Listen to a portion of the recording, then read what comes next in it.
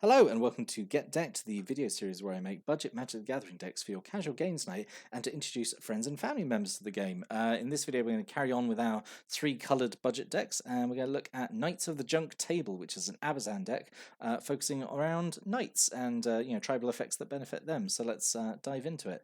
Before we do that, let's have a look at the rules for Get Decked. So these decks are 60 cards. They're designed for 1v1 games, no format restrictions, mostly commons and uncommons, no cards that are more than $2 at time recording. We limit ourselves to 12 different non-land cards for a good mix of variety and consistency. Strong themes, low to mid complexity, so a new player can pick it up and play it and understand it. But just because it's a casual deck doesn't mean it has to be weak or bad. So let's take a look at the deck list. So we've got 30 creatures, 3 instants, 3 sorceries, and 24 land. We've got a mana curve off to the side there. Might seem like a lot of creatures, but a lot of these creatures are, as they are knights, they're coming from Eldraine, so a lot of them are going to have adventures. So we've actually got more in terms of non-creature spells than it might initially look at. But yeah, let's take a look and start looking at the cards and the contents of the deck. So first, how are we winning? I mean, mostly by attacking with a whole bunch of knights, honestly.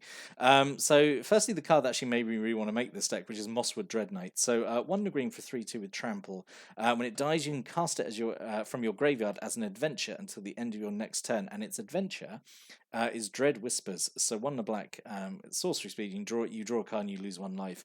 So, just in case you are sort of new to the game, you've missed out on Eldraine. So, adventures are so you can either cast the creature normally as it is, or you can cast it as its adventure.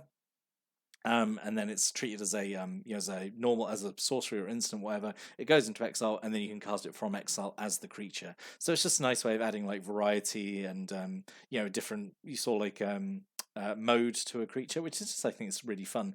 So Mosswood Dread Knight. Firstly, it being like just 3 mana for 2 mana for 3/2 trample, I think is really solid. And then when it dies, you get this ability to essentially save it by paying 1 black, and then you draw a card, you lose life, it comes back out. You can cast from exile again. So then probably really really hard to get rid of, honestly. I just think it's just a fun card, and I just really want to build a deck around it. And then we've got 3 Wintermoor Commander, so white and a black for a 2/X with Death Touch. Its toughness is equal to the number of knights you control, and whenever it attacks, you can give another knight you control indestructible until end of turn. So it can't give itself indestructible, which is a shame. But you got a whole bunch of other knights in the deck which can help out, and it's got Death Touch as well, which is nice. I think just really solid inclusion in the deck, I think. We've got 3 Knight of Autumn, so 1 green and white for a 2/1. So it doesn't have an adventure, but it does have like this whole extra variety options to it when you play it. So it can either come in as with 2+1/+1 counters on it, making it a 4/3 for 3 mana, which is all right, or it can destroy an artifact or enchantment, or you can gain 4 life. So all those options I think are really useful depending on whatever you need at the time. I think it's again just a really nice, solid, straightforward card. Just gives you a lot of value. And then we've got 4 Smitten Swordmaster, so 1 black for a 2/1 with lifelink. So just like Child of Night stats, but it also has an adventure, Curry Favor. So at sorcery speed, it's an adventure. You gain X life, and each opponent loses X life, where X is the number of knights you control. I really like this card because first we've got like a few effects that we're going to be paying life for. So we've got the Mosswood Dread Knight, and we've got a few other effects that we'll see in the deck. So this is a nice way of getting like quite a lot of life back at once, depending how big you've built the board.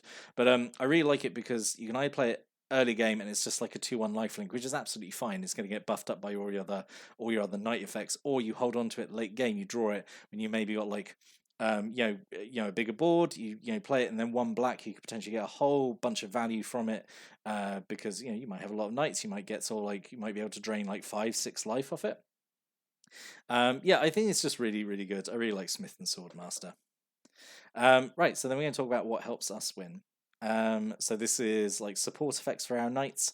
As we're sort of like in a building sort of like a deck focused around a particular creature type, we're going to have a load of effects that care about that. So we've got 3 Valiant Knights, so 3 and a white for a 3/4, gives all your other knights +1/+1. You can pay 3 and double white to give all your knights double strike until end turn, which just immediately makes them much more threatening to deal with. They're doing then double their damage. They're nightmares to deal with for your opponent to block or whatever. Pretty solid. Auto include the Valiant Knight. We've got 4 Venerable Knight. This, I think, is a really nice little 1-drop here. So 1 white mana for a 2/1. When it dies, you put a +1/+1 counter on a knight you control. So, there is obviously the chance, you do this turn 1, it might die and have nothing to put on. But it seems pretty unlikely. Yeah, I think it's just a really fun effect. At the very least, it's like 1 white for like a 2/1. I think it's perfectly fine. And then 2, Bell of the Brawl, which is generally one of my favorite card names ever, because it's just such a good pun. I really liked in Wilds of Eldraine there was Belligerent of the Ball, which was like a big ogre. So really, I just love it. It's just excellent wordplay, isn't it? So Bell of the Brawl, 2 in the black for a 3/2 with Menace. And whenever it attacks, all your other knights get +1/+0 turn. Yeah, really like Bell of the Brawl. Yeah, just another power boost for knights. Just really solid, as it has a bit of evasion. Yeah, it's just good, isn't it? We've got 3 Order of Midnight, so 1 a black for a 2/2. Has an adventure as well. Order of Midnight itself is just a 2/2 flyer and it can't block, which is fine. Again, it's like a cheap evasive creature. And its adventure is Alter Fate, where you return a creature from your graveyard back to your hand. So yeah, one of those knights that have died, just get it back. Play it again. Yeah, it's just good. It's just good, isn't it? And then in terms of buffs, we've got 3 aerial maneuvers. So 1 white to give a creature +1/+1 and flying and first strike to turn 10. Bit of an older card, but I thought it fit in here okay, just because it's quite cheap.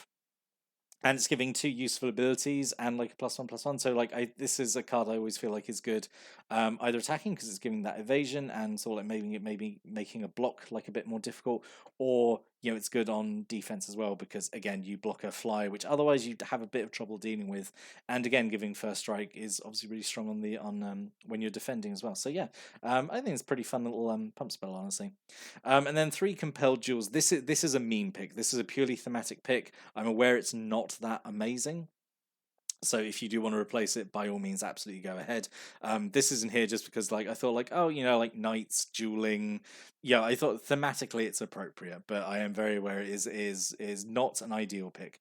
But Compelled Duel, 1 green, sorcery speed, which is what really hurts it, honestly, it being sorcery speed. But target creature gets +3/+3 in turn, and it has to be blocked this turn if able. But you've got the Wintermoor Commander who's got Death Touch, which is like not terrible to put, force a block and get a kill that way. It's still +3/+3. It's just that sorcery speed kind of hurts it. But I say this is like the pure thematic pick, like to stick with kind of like the casual vibe, replace with buff spell of choice, even like Titanic Growth or anything like that. So we're going to quickly talk about what stops them winning. So this is like our removal options. So we have 2 Ariel Knight of Windgrace. So 2 white and a black for a 4/4 with Vigilance, which on its own, like, it's a good stat line.